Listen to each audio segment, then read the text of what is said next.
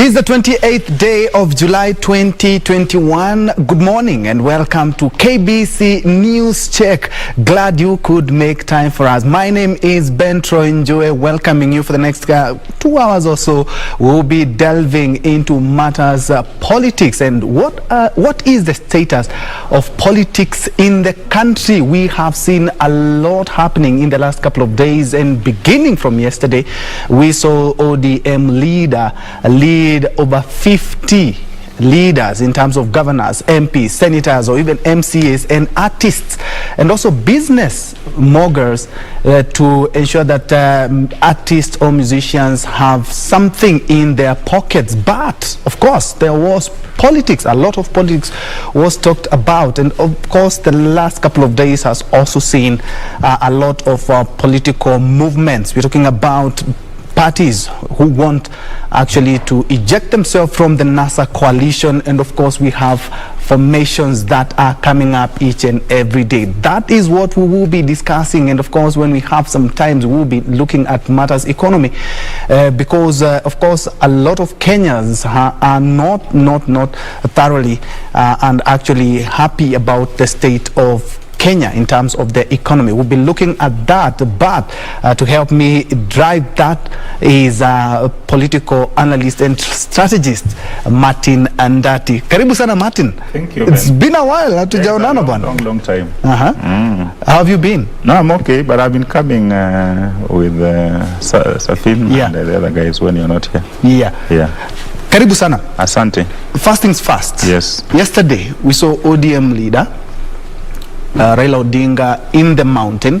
Of course, politics was not the main dish. Artists were, but of course, leaders there did talk a lot about politics. How do you interpret yesterday's meeting in Muranga?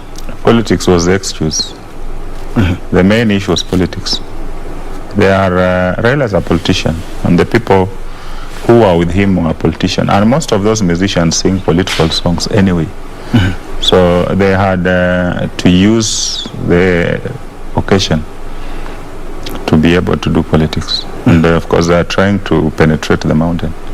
You know, after the Kiambaa by-election, which was hotly contested and marginally lost by Jubilee. You know, now we have two Jubilees. The Kieleweke one, I think we should call it Jubilee A, and then Jubilee B, which is now calling himself UDA.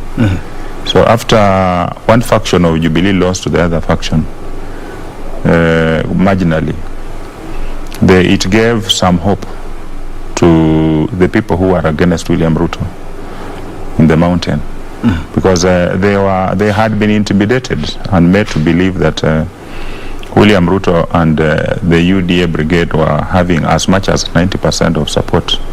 But the numbers from Kiambaa spoke otherwise.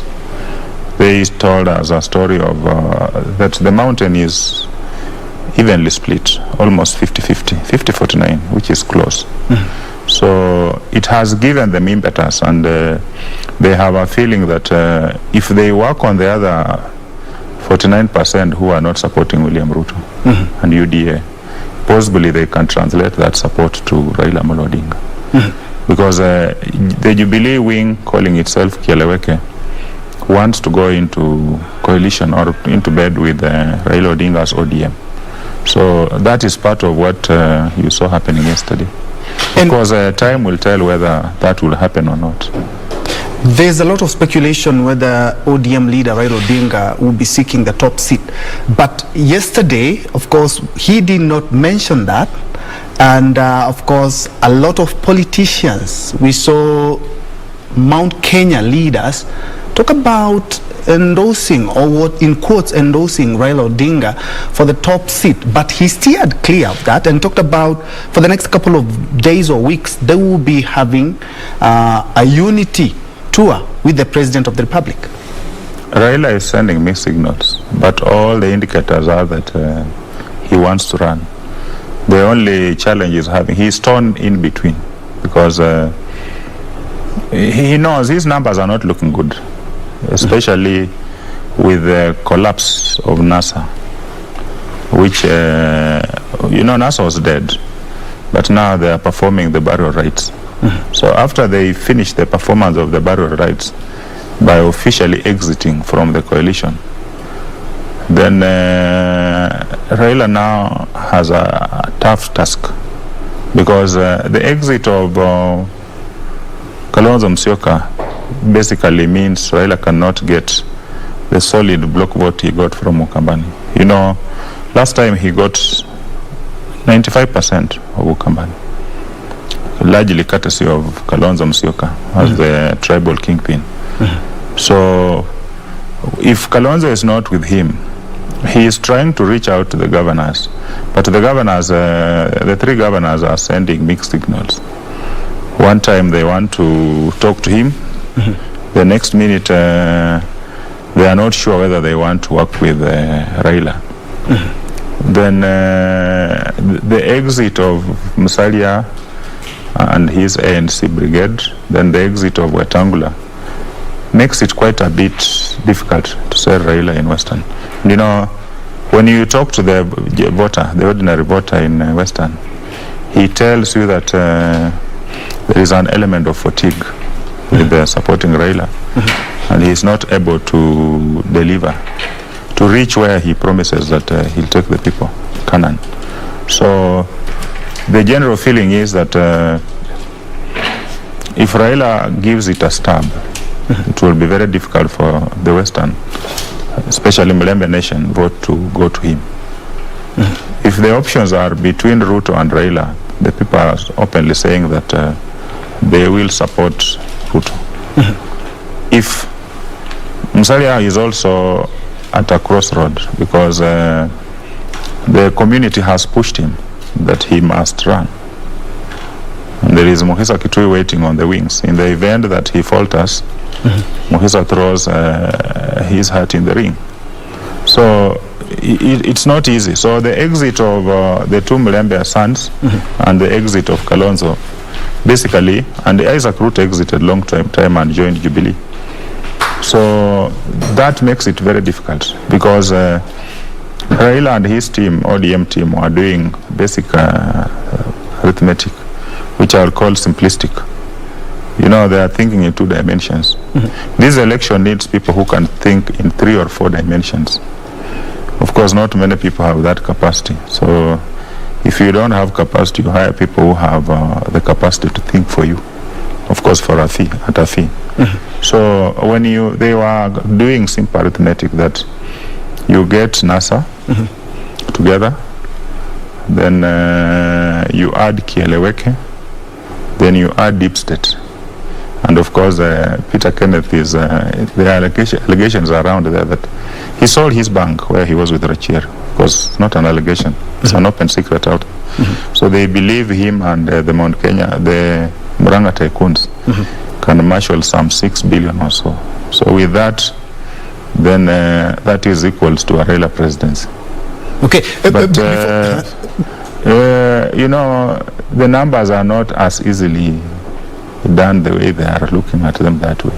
And indeed, talking about the numbers, yesterday the Mount Kenya leaders more or less endorsed Baba, but looking at what they were saying is they spoke in parables. Perhaps we can first of all listen up to what the leaders had to say yesterday during the Muranga artists. As you said, it was a political gathering, but it was actually an artist meeting. But first of all, let's hear what the leaders had to say in regards to politics yesterday.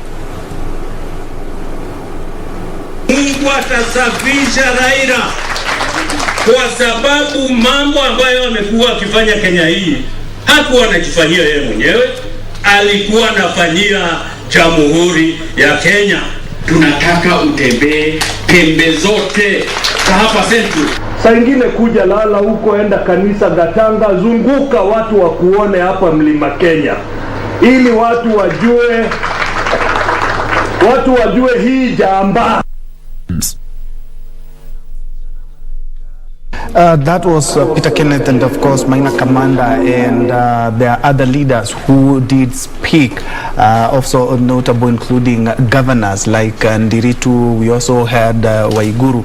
But the Mount Kenya leaders, they spoke in parables, and to some point they even used the native language, Kikuyu, to kind of endorse Baba, but they were not extremely clear on the endorsement. Because they are not sure whether that is what Uhuru wants. All those fellas are looking at what Uhuru say. So they have issues with William Ruto. And most of them lost elections, which were botched at the primary level. So most of them have a feeling, Maina Kamanda, Dennis Waweru, Peter Kenneth, they have a feeling that William Ruto, who was in charge of the Jubilee nominations, rigged them out. That is what they say out there. So there are those issues. Then there are those who feel they don't like him. You know, remember even Ndiritu really lost the nominations, but went in as an independent and won. So they have issues. So they are trying to come out and see if they can support Raila Odinga. But at the same time, they are not very sure whether Uhuru is for that move. Because the question is, Uhuru and Raila go to Kisumu and you see the kind of reception he gets in the lake. Why isn't Uhuru courageous enough to take Raila to the mountain? Good question. Because if he is openly supporting him, and if he has decided to endorse him, he should have taken him to the mountain, the way they go together. But interestingly, all through, when it comes to the lake, there are two of them in the lake. When it comes to the mountain, Raila does not go with Uhuru. He goes with these lesser political mortals. So that leaves questions, because none of those guys has the kind of influence. Even with the issues around the mountain, Uhuru still will have a big say. Although it can be counterproductive. You know, going with Uhuru can help you, but it can also injure you. So I'm sure those are some of the questions they are trying to toy with. But there's quite a bit of work for that faction to do, because ODM on its own, even with a fractured Jubilee calling itself Kieleweke, they can't marshal the numbers. They will struggle to get 3 million votes, max 3.5. You can't win the presidency with that kind of numbers. So they have quite a bit of work to do, because Raila will be bringing in largely the Luo Nyanza bloc, which for all intents and purposes is still intact. He will pick pockets of support in Kisii and pockets in the former Western. And that is it. And a bit of cost. Of course, that one cannot give him the kind of numbers that he will not go beyond 4 million votes, I can tell you. So, and you see, the mountain is split. But the question is, where is the other 50% going? Is it with Uhuru? Will it agree to go with Raila? But of course, it's early now to speculate. You know, the coalitions, there will ultimately be coalitions. What we know is Ruto will be in one, and Ruto doesn't want a coalition. Because, you know, Ruto is operating on a master-servant kind of arrangement. You can't do coalitions with servants. He wants to look at the others like workers. So he's the boss, the only boss up there. You know, a coalition must be more or less of equals. But you see, William Ruto with Moses Kuria, with the others, with the Njue, I mean, there's no coalition. So, and you see, you've noted he's not very keen on talking coalition. He wants them to be in one party. Perhaps he might, because he believes in one party. Yeah, you know, he believes in the Kano arrangement, where you have a party and you have a strong man. You know, he's a student of Moi and a student of Raila, so he wants a party, and he's the boss. So everybody else is a servant. But you know, that kind of arrangement cannot win you elections. Not now. You see, even Jubilee was a coalition of him and Uhuru and their two tribes, the duopoly. NASA was a coalition of Raila, Musalia, Kalonzo, Beta. NAC was a coalition. So from 2002, there is no single party which has won elections. Even Jubilee was a coalition before they tried to turn it into a party, and you can see how it's ending. So whichever way, William Ruto without a coalition cannot win power. The other, Raila now is in a dilemma because the prospects of Kalonzo, Wetangula and Musalia agreeing to support him are not there. They are very slim. Yeah. And perhaps before we look at the options, because there are many, yesterday's meeting, over 50 leaders, and most of them allied to the Mount Kenya region.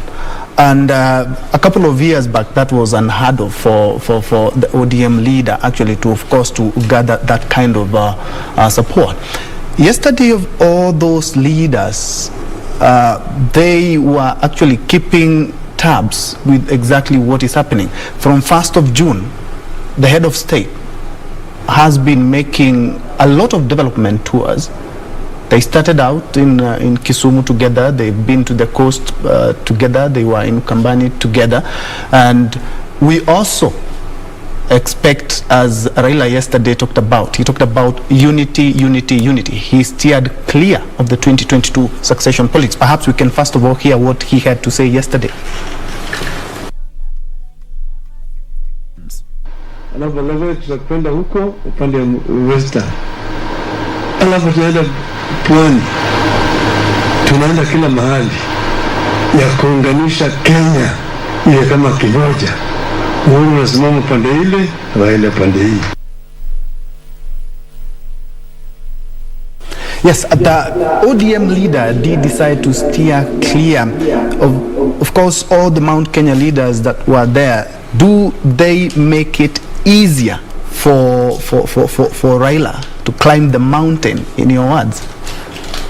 I don't think so, because you know, Uhuru demonized Raila for over 20 years, and he made the people know that he used to say Kemodo, the Mugoroki thing, a madman. So when you talk to the people in the mountain, they ask you, did he take him to Mathare to be treated? That is the masses, the ordinary mwananchi in the mountain would ask you. Two, Uhuru has not taken the trouble to explain to the mountain why the sudden about turn. The about turn on the arrangement with Ruto, the about turn on the issues he had been telling Raila, because telling people about Raila, because he was telling the people, elect me so that I sort this guy out. Of course, they created fear. Part of it was political propaganda, that a Raila presidency will mean that the Kikuyu interests will be messed up, including people living in their houses for free. And of course, that was explained with what had happened in 2007, 2008. Of course, there are people who lost property.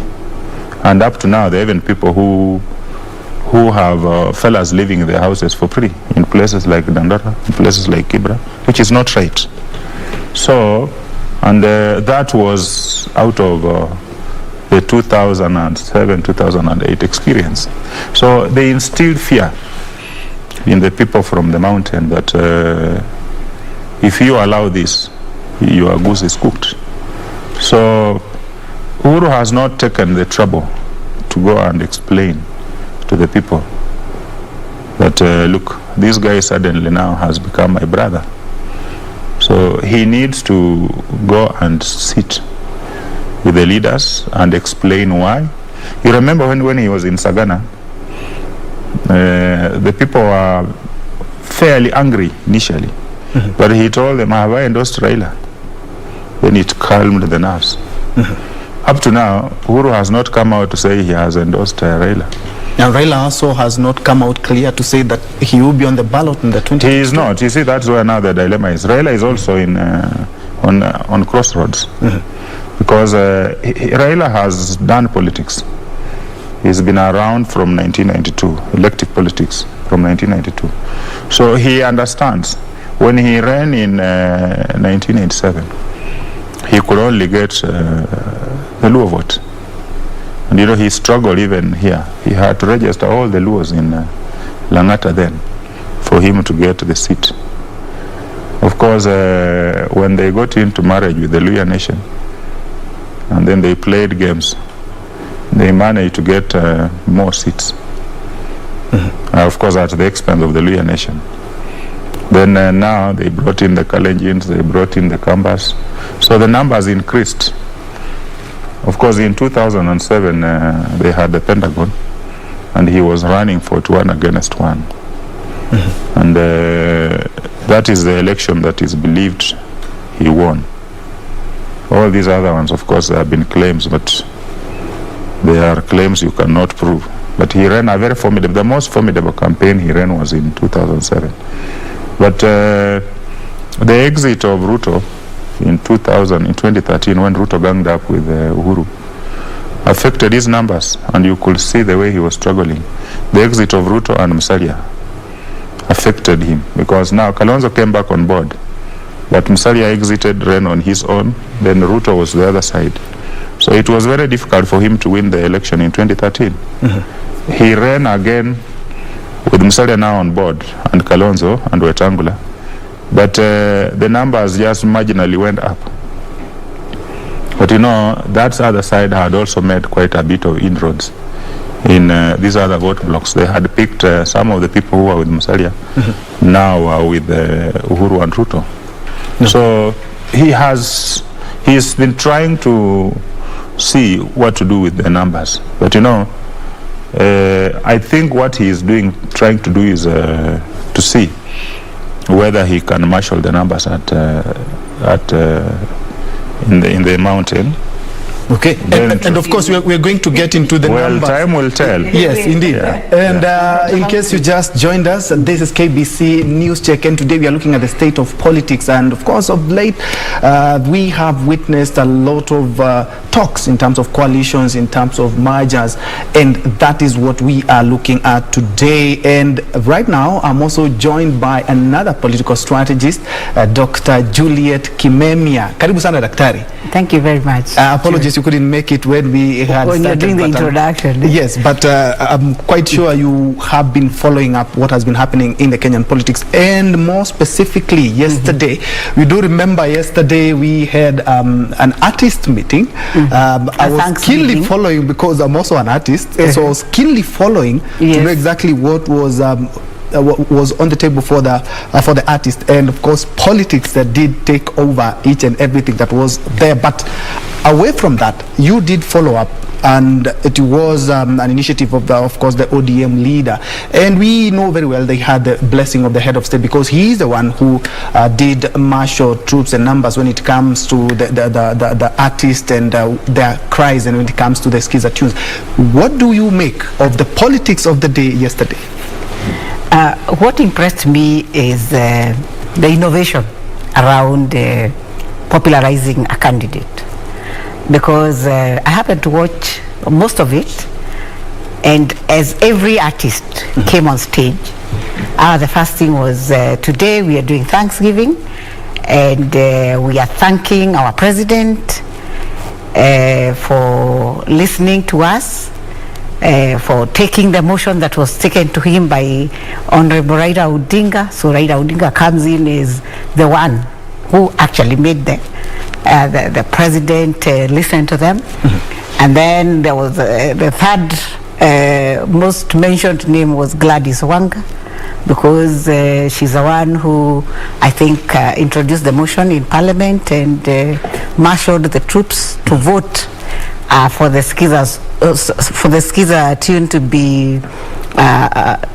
be less taxed, or the percentage that is retained by the artist to go up by 50%.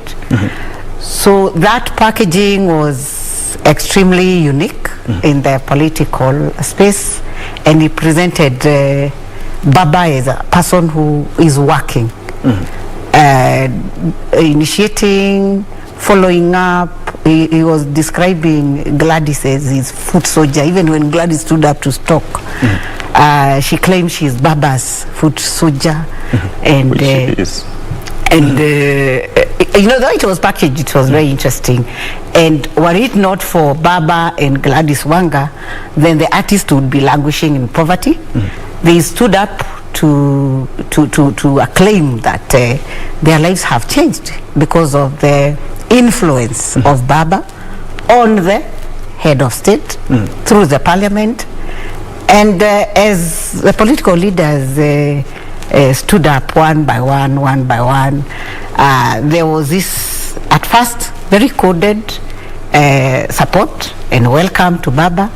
Then I think it's Kanini Kega who just went blunt and said, you know, it's time for us to pay Baba. Because he even said Kibaki Tosha, that is 20 years ago.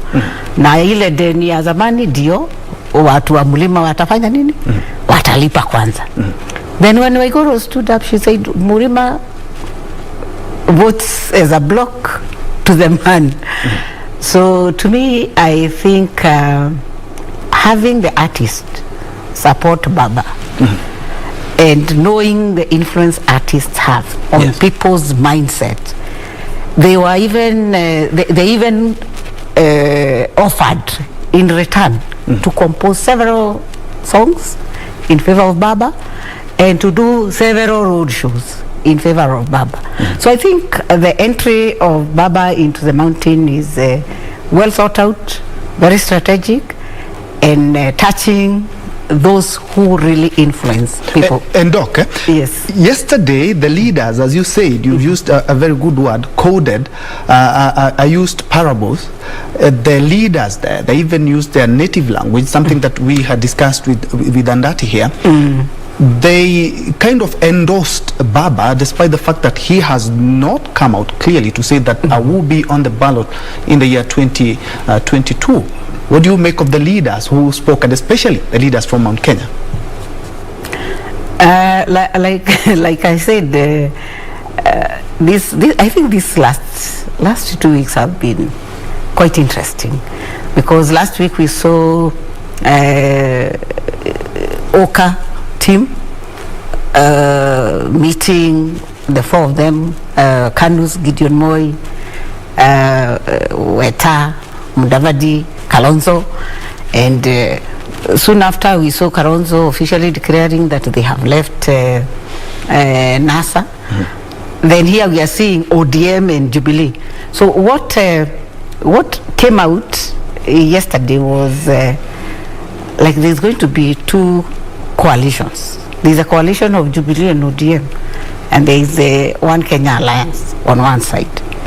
So I think now whatever Ruto will come up with will be a third coalition. That is what I saw in my small political understanding, and I saw serious strategy around the conversations that have been happening. So the question that is lingering in my mind is, KANU is in Jubilee as a coalition. Already they have a coalition, and that's why Pogisho is the leader of majority. He's a KANU elected senator.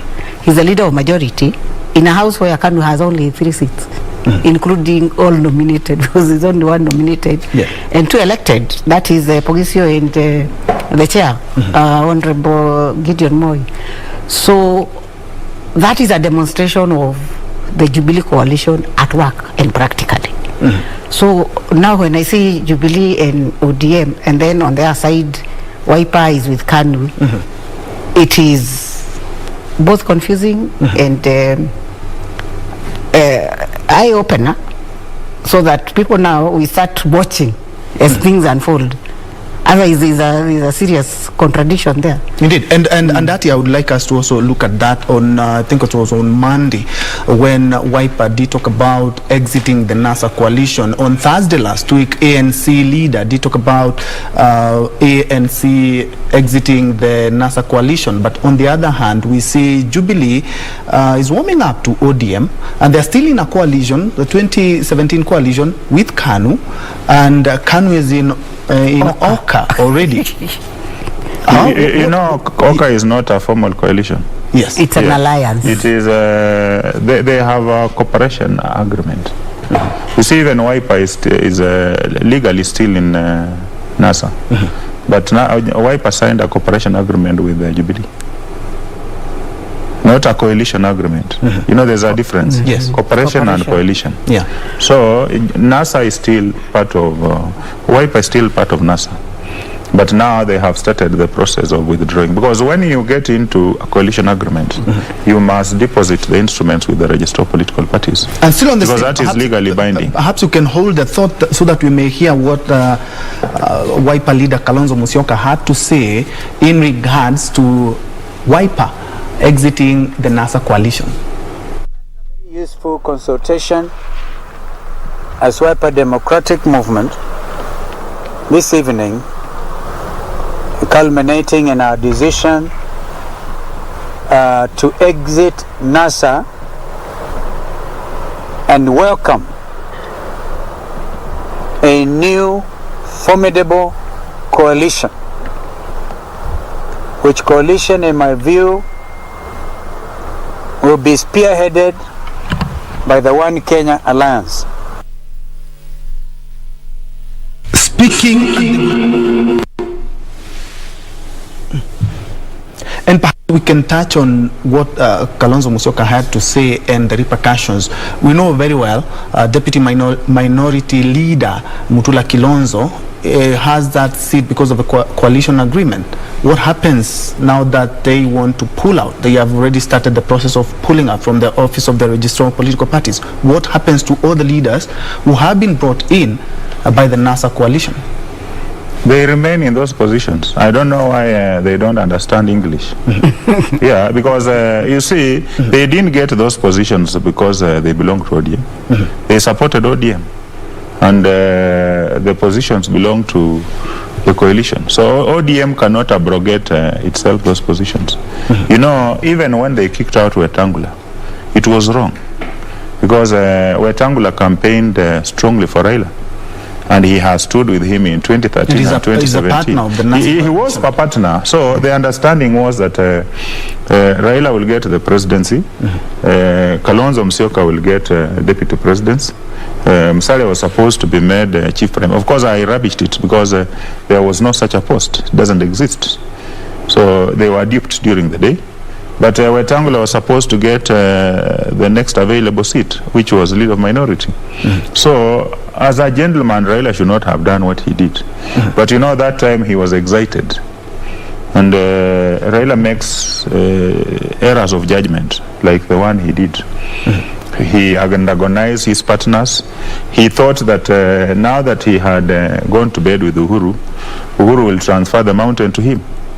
But you see, he forgot that Uhuru will be exiting. So if you are leaving the scene, you can't be as influential as you are when you are running as a candidate. Two, Uhuru was also looking for survival. And he has also a lot of issues to deal with, both political, economic, and all that. And you saw the report out there. So the assumption, Raila now thought that he doesn't need his colleagues. So he started mistreating them. He even refused to share the political party's funds. You see, now he has softened. The insults and abuses that Sifuna, my younger brother, was throwing around, he has had to stop.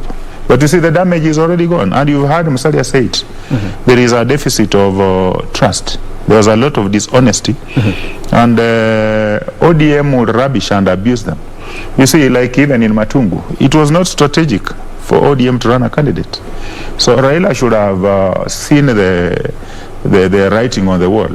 the moment he saw the mountain was not embracing him, he would have retracted and not run a candidate in Matungu, the same way they didn't run a candidate in Ukambani. So that, and gone out and shared that political party's fund, and possibly even made peace with Wetangula. So that he has a possibility of recrafting NASA. That way it would have been very easy. But you see, there is so much bad blood. So even if now he accedes to give them part of the political party's fund, which he has, the damage has already been done. So you have abandoned the team you had, which pushed the numbers, and they were at 47%. They had a deficit of 3.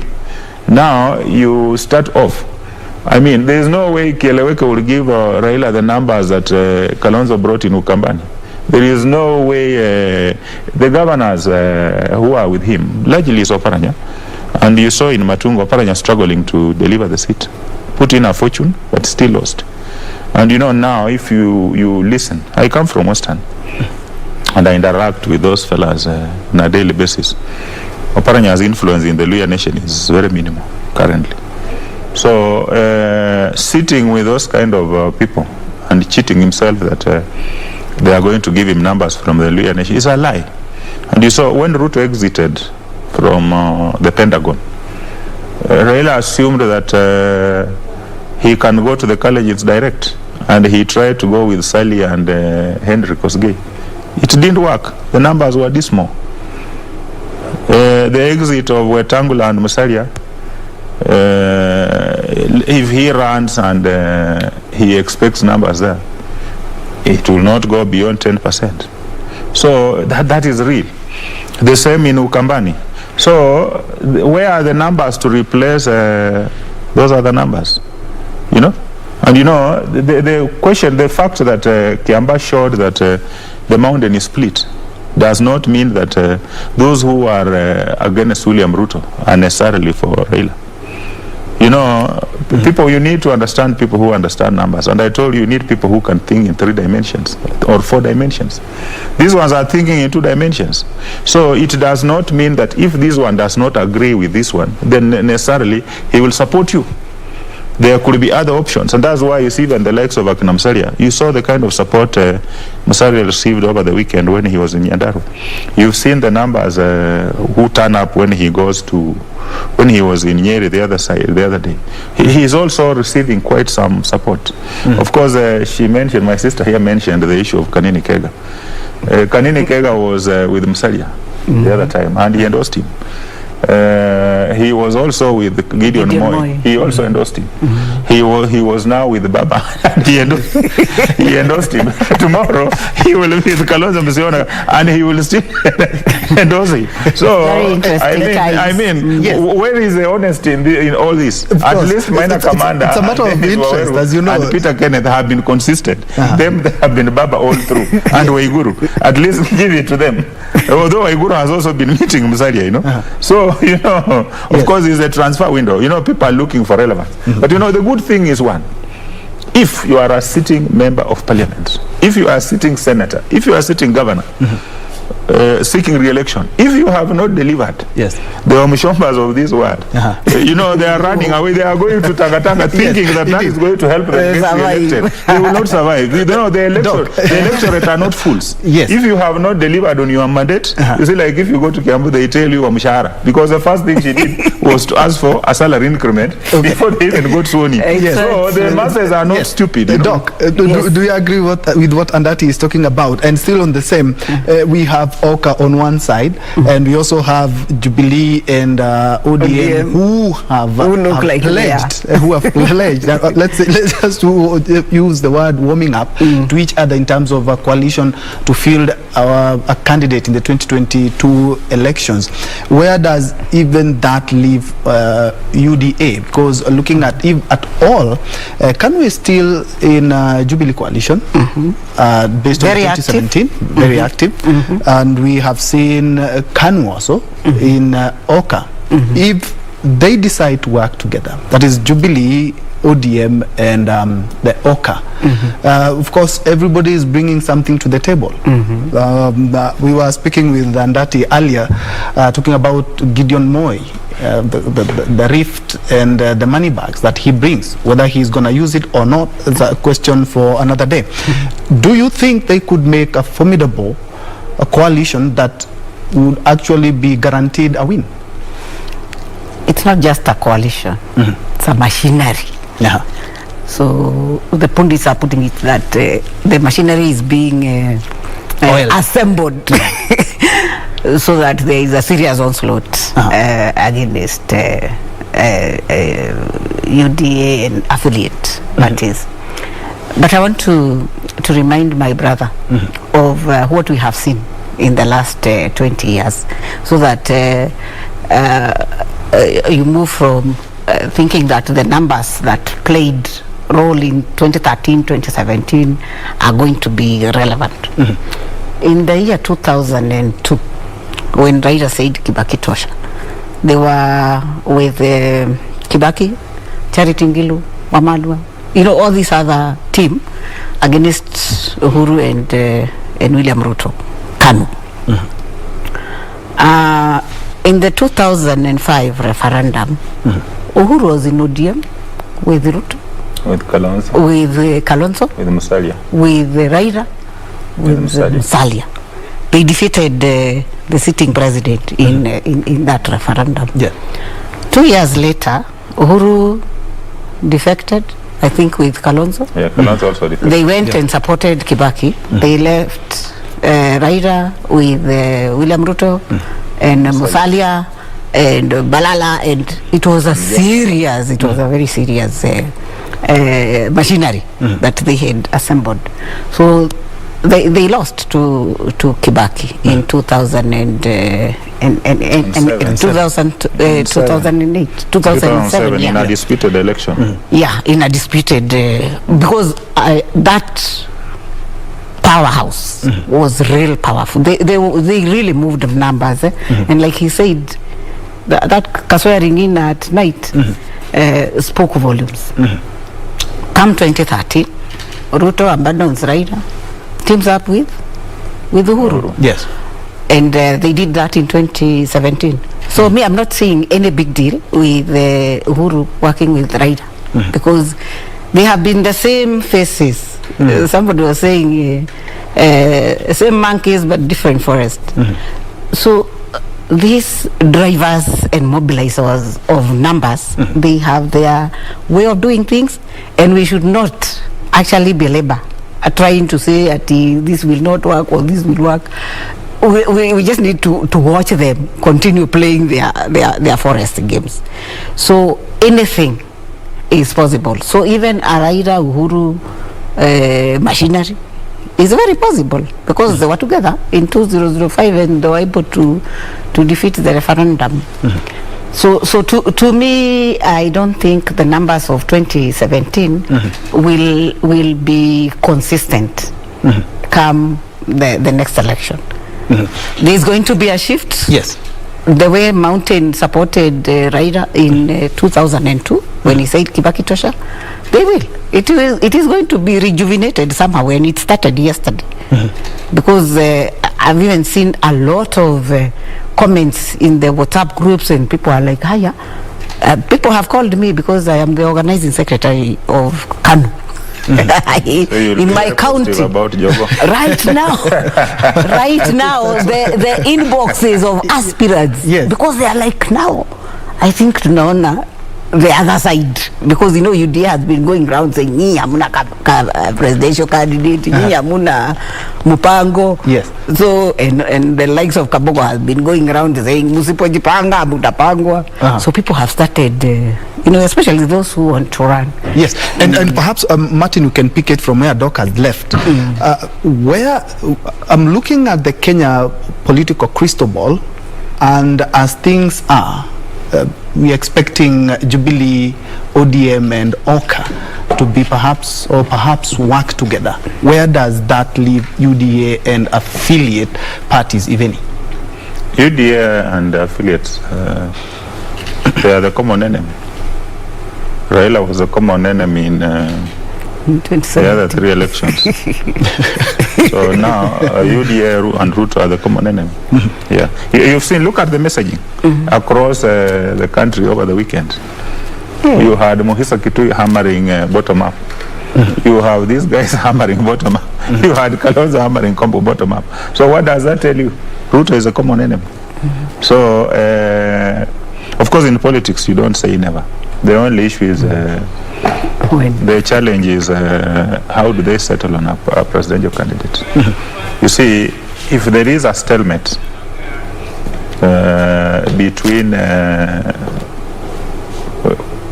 Musalia, Kalonzo and Raila can pull a rabbit from the back and say, look, if it's not me, then I'm not endorsing Musalia and I'm endorsing Kalonzo.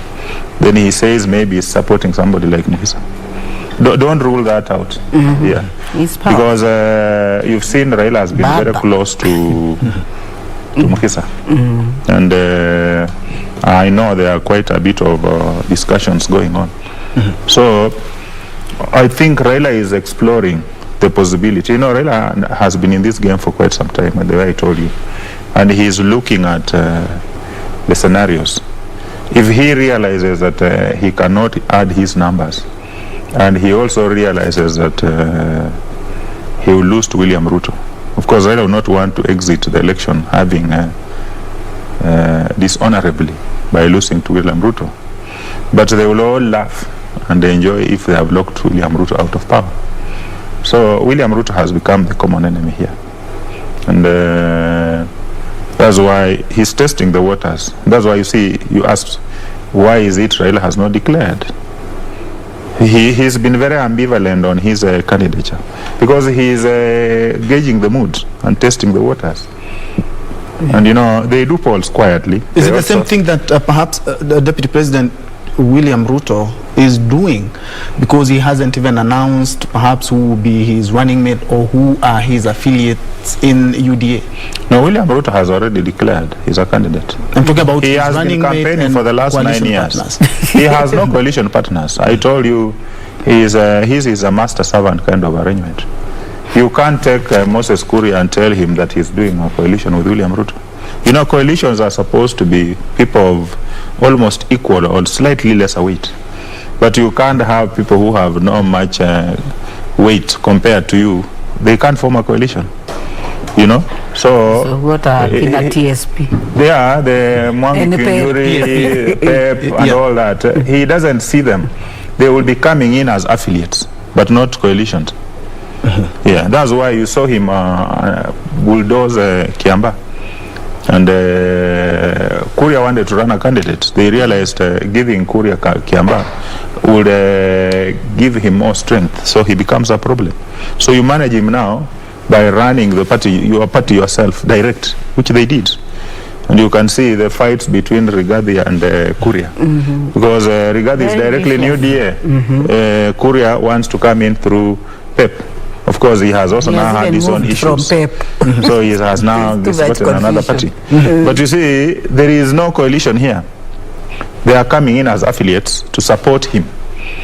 And you know, that way they will not even have a say in whom he picks as a running mate. But you see, it's too early for him to talk about a running mate now. Although, that is one of the real headaches. You know, he was rubbishing BBI. But you know, BBI could have had its own issues. But BBI will also have helped sort out some of these issues for them. Because with an expanded executive, it was going to be very easy for Raila to form a broad-based coalition. That was the main aim of BBI. Transform Building Bridges initiative into a broad-based coalition. The same would have been very easy for William Ruto, because if you have 5 major posts to go around, it becomes very easy for you to form a coalition. Those who are not accommodated this side, they will run to you. But now you have a duopoly. You have the American president executive. It's very difficult for you to form a coalition, let me tell you. You will not please all these fellas. You have only 2 seats, the presidency and the deputy. If he picks a deputy outside the mountain, he has serious problems. If he picks a deputy from the mountain, what do you do with cost? What do you do with Ukambani? Yes. What do you do with Western? And you know, when you look at the numbers, and Dr. don't dismiss the numbers of the past. History will always tell us where we have come from, and it will inform where we are, and possibly guide us on where we want to go. Me, I do numbers virtually every day, so I understand. If you look at the numbers, the way they are seated, in 2013, Uhuru and Ruto got 50.07%. In 2017, they had 54%. The mountain is split almost evenly. So give Ruto 18 out of 35. 17 out of 35 are against him. And you see, the mountain constitutes 35% of the Kenyan vote. So if you subtract that 17 from 50.07%, here you remain with that 3%. If you subtract 17% who are against William Ruto from 54%, you remain with that 7%. So the mean of those two is 35%. So if you check William Ruto's numbers now, if an election were held today, he'll get 35% of the vote. Where does he get the other 15%? You need the entire Luhya block. And you know, the 54% which they got last time had pockets of the Luhya vote. The other numbers which can bring him close, but it will still not give him those numbers, is he must get the entire Ukambani block. Now, it means getting Kalonzo on board, plus all those governors, which is a tall order. And if you pick Kalonzo as a running mate, it means you can't pick a running mate from the mountain. So what do you give to the mountain? So it's not easy, even for Raila. That's why you can see they are all in a quandary. And I don't rule out the issue of now coming in for a compromise. But you know, that will be last minute. You remember in 2013, how the coalitions were formed. Today, Musalia is with Uhuru and Ruto. The next day, the demons have told Uhuru no. The next day, so of course, there is going to be shifting. You know, it is a transfer window. The same characters you saw with Raila yesterday. Just like you will again see them with Musalia. You will again see them with Mugisa. You will again see them with Raila again. The same people. Because you know now, what the people are trying to do is to get relevant. And then you know, you have a whole bunch of second-term governors who cannot go back and vie again as governors, who are also hoping to ride on BBI. Now, most of them have realized there's no BBI, so they can't go back and become MPs, to become CSS. They can't go back and become deputy prime minister or prime minister. So where do they go? So there is a lot of fellas are spending sleepless nights, and that's what I'm telling you. The issue is not even going. Let me tell you, this election will not even be won on who draws the biggest crowd. Forget it.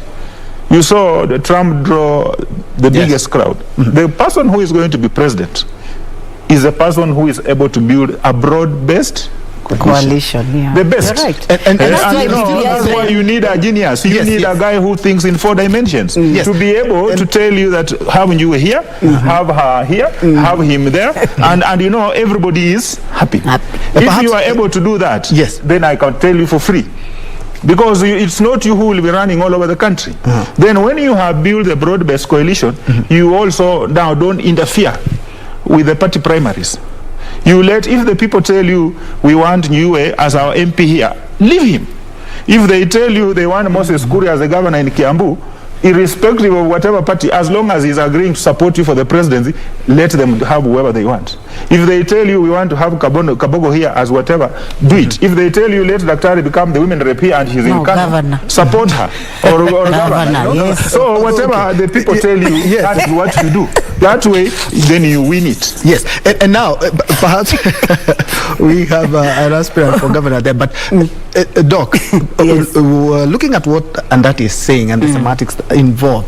Where does that leave UDA? Some have claimed that UDA is just a passing cloud, it's just a passing wave, it's just a matter of time, and then everything will just fizzle out.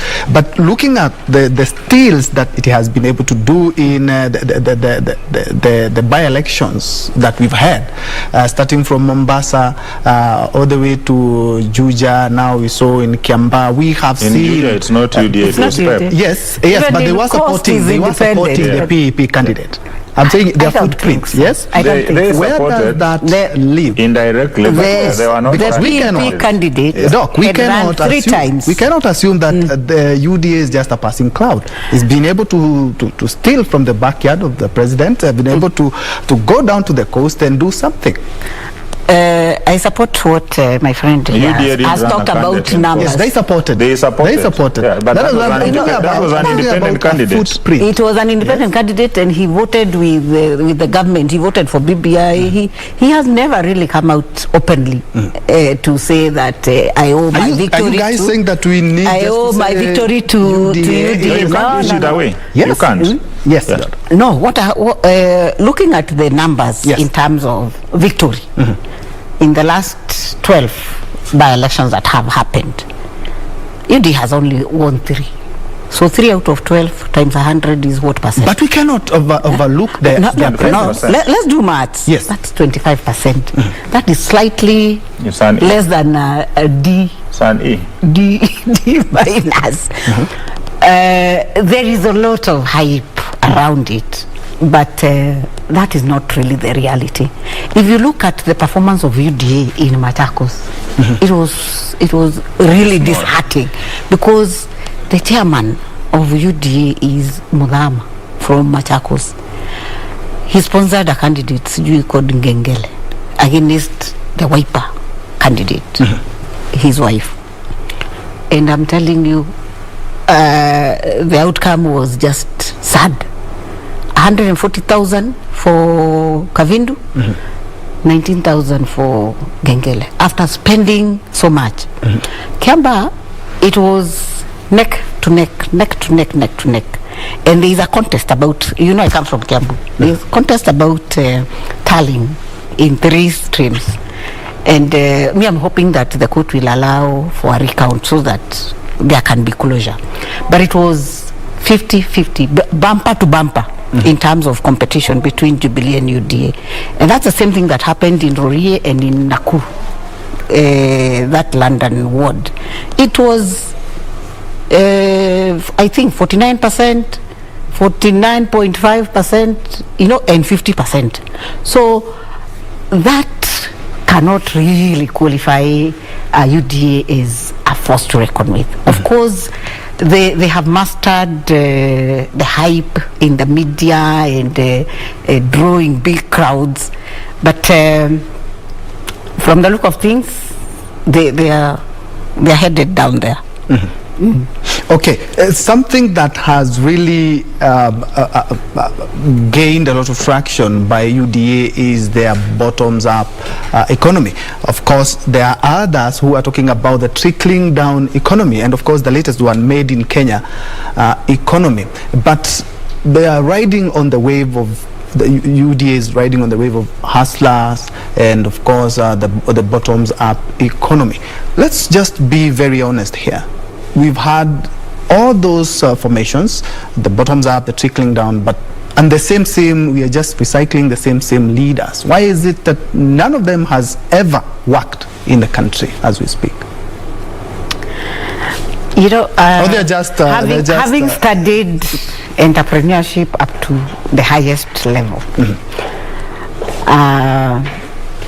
science has it that people-centered development is what constitutes sustainable socio-economic growth.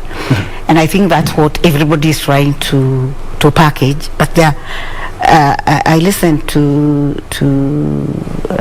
Waishunga yesterday on Citizen, and he was asked, can you define your bottom-up? He said, no, we are going to deal with Mama Mboga. We do it. And then there was some outrageous definition that was by Tuju. I don't want to mention because it was very sad. And then there was this Mudavadi demonstrating with a bottle. And then there were these very outrageous remarks and comparisons by Moses Kuria. And let me tell you, now speaking on behalf of Kenyans, ordinary Kenyans, we are extremely disappointed. Extremely disappointed by our leaders, extremely disappointed by what they are proposing to do for us, because they are treating Kenyans like people who can't reason. They are treating Kenyans like people who are not right now suffering from the effect of COVID and stuff like that. They are treating Kenyans like objects that can be put on parking at the wait here, continue struggling here, then 2022 I will come and give you money. I think it is very, very important for our political leaders from across the divide to interrogate themselves as they seek to be elected into those big offices, as they seek power, to come up with practical solutions. And we have a very beautiful system of government, program-based budgeting.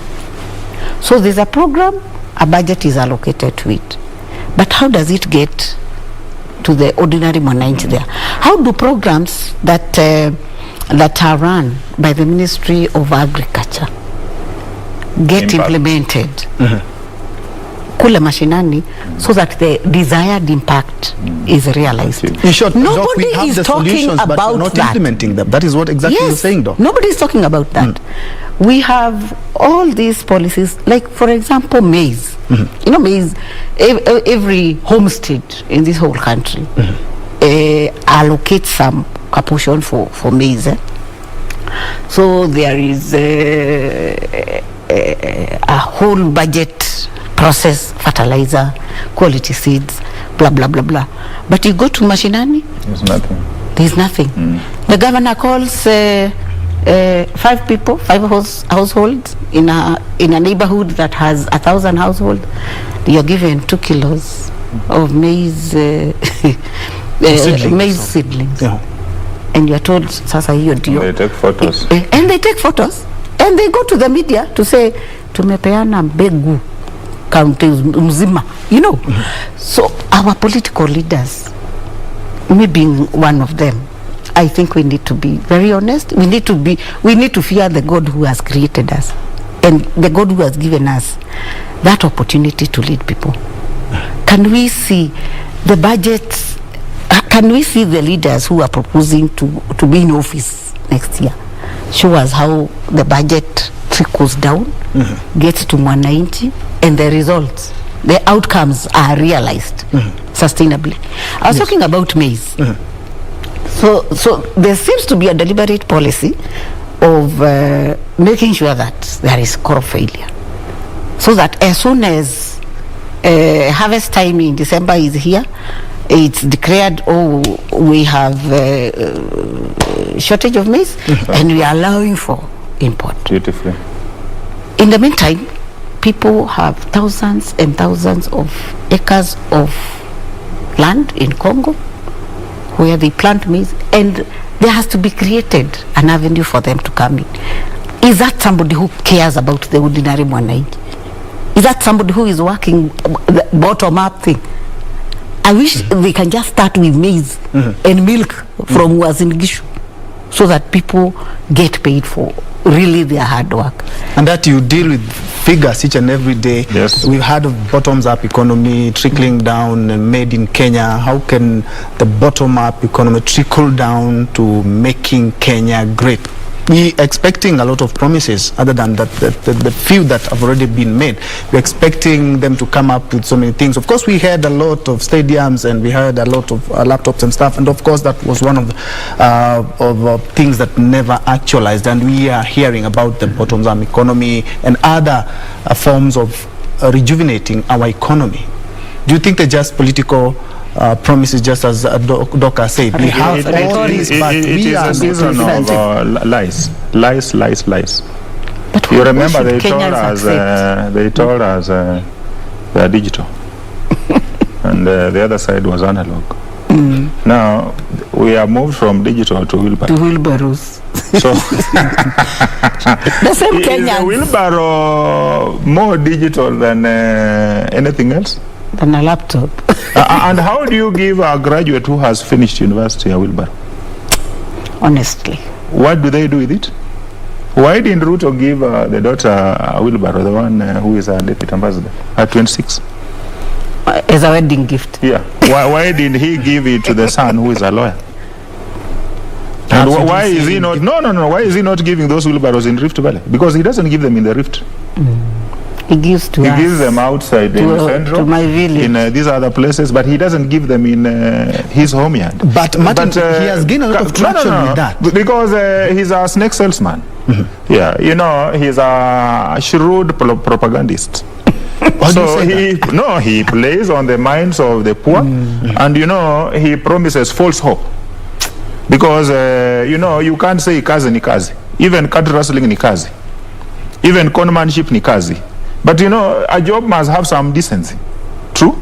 True. Yeah. But you see, you can't just tell us, even at you know, me I sell sex on Koinange Street. So at hiyo ni kazi. It's a job, yes. But kazi si kazi. Have you seen any girl going to Koinange Street during the day and saying I'm a prostitute? Because at hiyo ni kazi. Are they proud of what they do? So you can't tell us that kazi ni kazi. A job must have some decency and must have some honor. A definition. Two, the poor people, you cannot tell, you know, kama ile ya Nyayo zamani, kaa pale pale ulivo, you know. Basically, that's what he's telling you, that if you are poor, remain the poor the way you are. So I'm leaving you with this wheelbarrow so that you remain the way you are. Why did he remain a chicken seller? Because if it was so good that selling chicken was so profitable that it has made him a billionaire, why do you abandon it to steal? Why does he want to be president? Kama kazi ni kazi, he should have remained deputy president and be content with what he is. But you are aspiring for higher office. So you can't say ati kazi ni kazi, hii ni mzuri, so let me just remain. You remain where you are. What is the solution? So, because they are peddling lies. Look at, and I'm glad, Doctor, you are debunking the issues here. You asked me about numbers. They have promised to give every poor fella out there 100,000 to do whatever they want to do. Imagine. Now, the fellas, the small scale traders, the poor fellas out there, the borders, total 22 million. Look at the economic survey.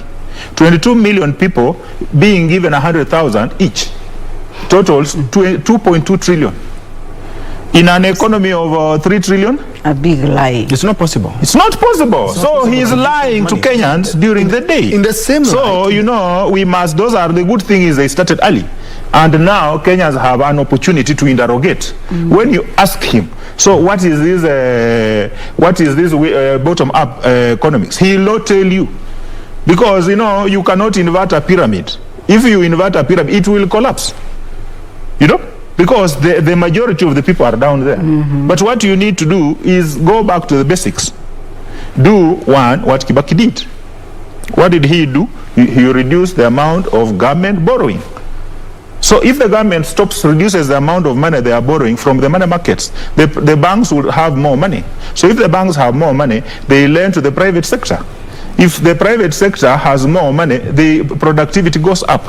It is the private sector which drives, creates wealth, creates opportunities, creates jobs. The government does not create jobs. The government does not create opportunities. Two, we must invest in agricultural extension. Go back. Do you remember there were fellas out there who used to move around with a bicycle visiting the farmers? You know? Basic things, you know? You must be able to subsidize AI services. Basic. We must be able to help farmers get subsidized seeds, subsidized fertilizer, you know. And animal feeds. Then we must also be able to stop imports. Why are we importing eggs from Uganda? Why are we importing oranges from wherever? Yet we have our own farmers here. So the farmer in Kiambu should be able to be guaranteed that if they produce eggs, they will have a market for their eggs. If the farmer in Mumias does not have a ready market for the sugarcane, they have no problem. Then they stop planting cane. That's how we have killed the likes of Mumias. So, and you know, the world over, agriculture is subsidized. Two, the farmers are protected, because it's not just about productivity, it's also about livelihoods. There are people who earn a living out of those livelihoods, and that creates a multiplier effect. So we need to do basic things. Stop some of those cheap sugar imports, stop some of those cheap maize imports, penalize, put serious duty on those issues. Then now we have huge infrastructure, which they have, which is good. But you see, infrastructure without corresponding productivity is futile. They rushed and took projects which have been done in 2025. They have done them now. The superhighway, the expressway is good. But go and look at Vision 2030. Does it tell you that you do it now? They exaggerated the cost of SGR by a whole 100 billion, which ended up in people's pockets. Now, prosecuting them is very difficult. So you get somebody else to tax the money that they have, so that if they pay money, taxes on that stolen wealth, that is part of the government, then the amount of taxes you are asking from the people reduces. So if you reduce the taxation, because why are you taxing the boda fella? Why are we putting another 16% on boda? Why are we putting a huge tax on gas? If you go to the move around the villages, I go to Western almost every 2 weeks, like this Friday I'm going. When you move in the villages, you see the small meko mtungi, you know? They are all over in the villages being sold. Now, if you increase, putting that 16% means the price goes up by almost 300 bob. Now, you are discouraging people from using gas. You want them to go back to firewood. Cutting the forest. If they go back to firewood, they cut the forest. If they cut the forest, that's not clean energy. Climate change. Then there are issues of climate change. Indeed. When we should actually be encouraging people to use clean energy, to use this gas. So we should actually be reducing the taxes on even gas and increasing productivity. Three, let the government is the greatest consumer of goods and services, both national governments and county governments. Why are we importing most of the stuff here, even these seats? You will be told they are from China. Yet we have boys here. I'm doing some socio-economic improvement program for fellas in the village. You help a few of them do a few houses here and there. I'm using local manpower. Most of the people, in fact, all the fundis I'm using, they are boys who are trained in the Youth Polytechnic, and they are very good. If you see some of those, I'll show you clips after the show. You will not believe that work has been done by those boys. So why don't we encourage those boys, encourage the local people, give them contracts? Yes. I remember one time, Mwango area giving road construction projects to the women groups to do roads. We give those small groups, the youth groups, the women groups, some of those contracts so that they also earn. We don't bring in so much stuff from China. COVID has taught us that we can even live. When they stopped the flight, we didn't die.